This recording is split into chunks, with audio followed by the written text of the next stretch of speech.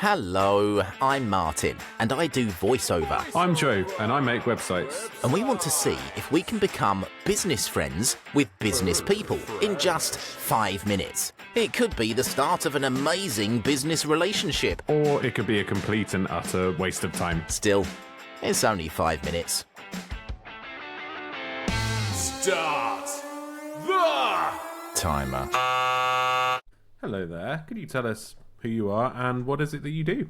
Yeah, so hi, I'm Amy. I am from Mobile Earwax Removal Medway, and I travel around Medway in my car removing people's earwax. Well, there you go. No further questions.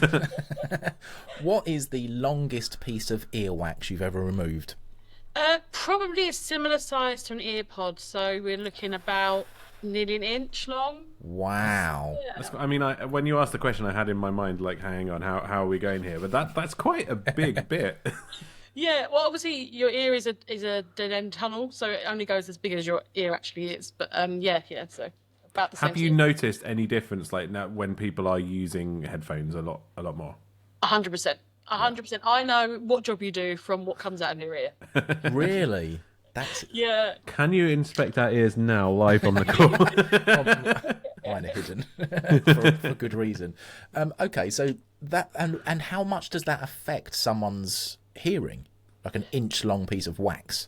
Basically, the deafness. So there's lots of symptoms you can see and tell, but obviously hearing is a massive one.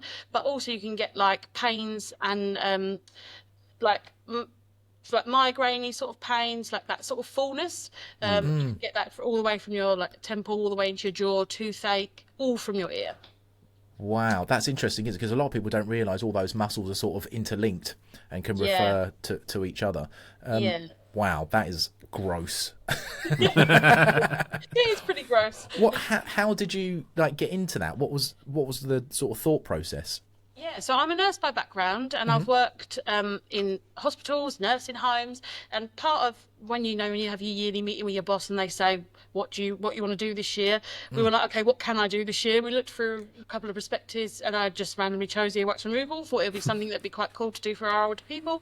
And then when COVID hit and it was COVID lockdown, my dad rang me and said to me, can I borrow £120 and can you drive me an hour and a half to this place? And I was like, whatever for? And he basically said there was no way open and he was desperate and he wanted to get his ears wax removed.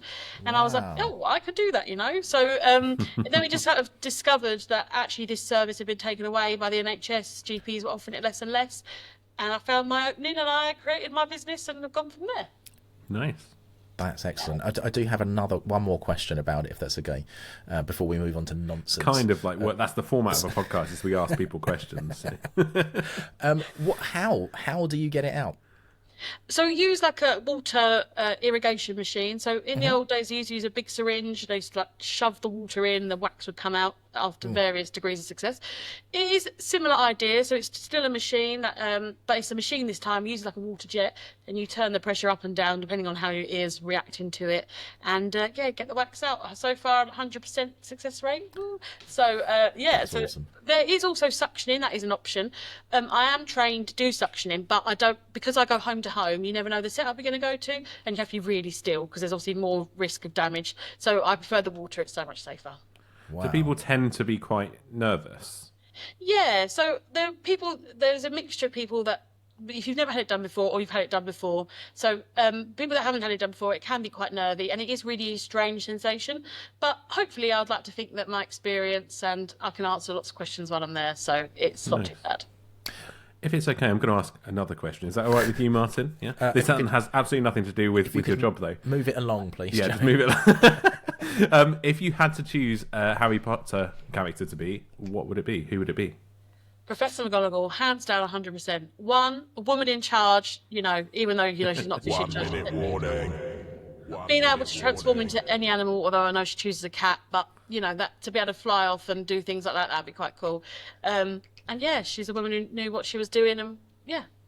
Okay, then follow-up question. What animal would you choose to turn into? Oh, well, good question. That's a good question. I haven't thought about that one.